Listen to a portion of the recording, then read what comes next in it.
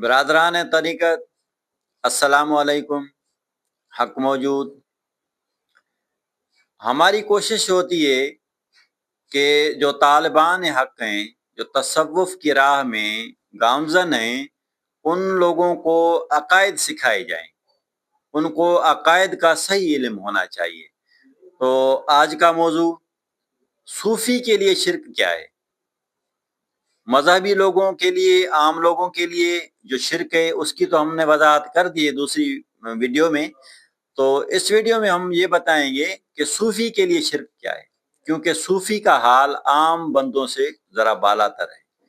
تو صوفی کے لیے شرک یہ ہے کہ کسی غیر میں امید رکھے کہ یہ بندہ میرے لیے اس کام کے لیے کارگر ثابت ہوگا، تو اس نے غیر میں وہ توقع رکھی اور امید رکھی، صوفی کے لیے شرک ہے، سخت منع ہے۔ اور صوفی کے لیے یہ بھی شرک ہے کہ غیر اللہ کو لائق امداد سمجھے،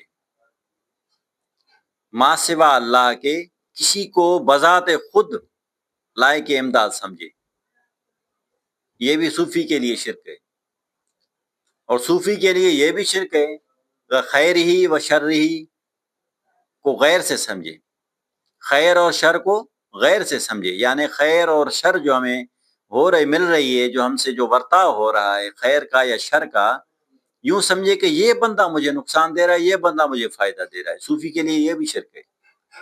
صوفی کو یہ سمجھنا چاہیے کہ ہر چیز اللہ کی طرف سے ہے، یہ بندہ صرف وسیلہ ہے۔ اور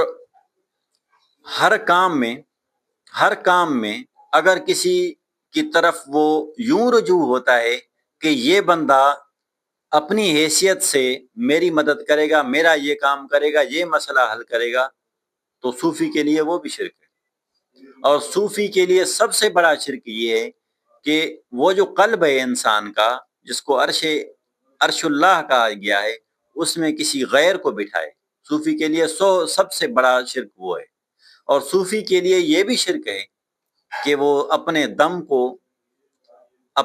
کو غافل رکھے، غیر اللہ اپنے دم کو جو اللہ کی یاد سے غافل رکھے، صوفی کے لیے یہ بھی شرک ہے۔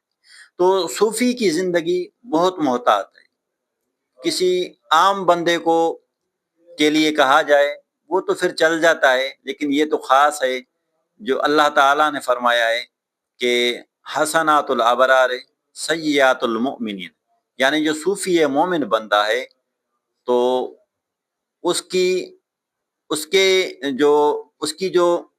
لیے جو چیز گناہ ہوتی ہے عام بندے کے لیے وہ ثواب ہوتی ہے۔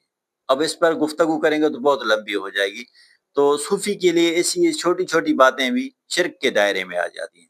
تو صوفی کو اپنی زندگی محتاط گزارنی چاہیے۔